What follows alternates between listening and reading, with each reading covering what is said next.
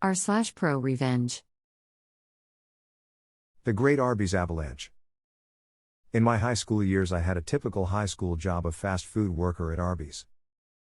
Most of the job was very easy and surprisingly fun unless there was a real Ted manager that happened to be working that day. Well, this is a story about revenge on a boss/manager. Our store had a real gem female manager that was very out and open about her hating men. She was a lesbian, nothing wrong with that, and made it very clear to all males she absolutely did not matter to her. She would give females extra breaks, allow them to be late, give them free food, etc. The males, on the other hand, were treated like actual piles of dog doo-doo. The manager would leave us alone during busy times and sit in her car. She would take insane amount of smoke breaks and whine and complain at us when she'd come back, and things would be all backed up. Eventually, several months of her garbage attitude and clear hatred got the best of me, and one day I had enough and I hatched a plan. Arby's, at that time, used to take call-ahead orders on large workplace or party orders. People would call in and say they needed X amount of sandwiches for a luncheon. These call-in orders didn't need verified in any way. Anyone could call these in.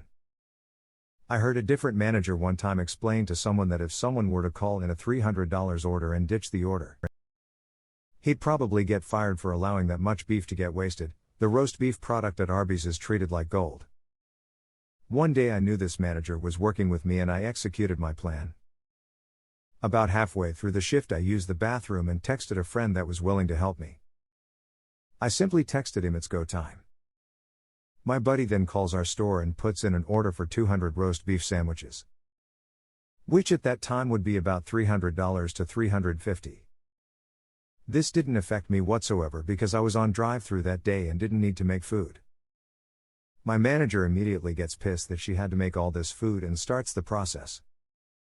After about an hour, she gets finished and goes on a tirade about how stupid everyone at that store is. Over the next 2 hours, it was next to impossible for me to hold in my laughter, as I could tell she was growing very angry and worried that the order was never getting picked up.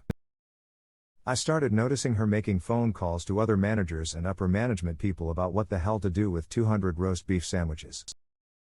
Eventually, it was time for me to clock out and go home. So I did. Over the next several times I worked, I noticed I was not with this idiot manager anymore. In fact, I never saw her ever again. She either quit or was fired. I guess I'll never know. A response to the post.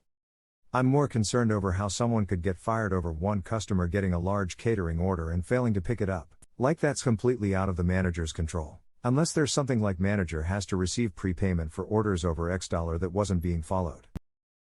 A response to this comment.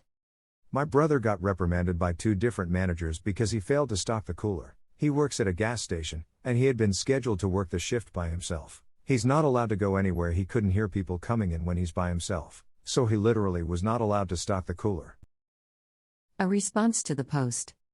You had a beef with that cow and steered a large order in her direction, then hoofed it. Utter madness.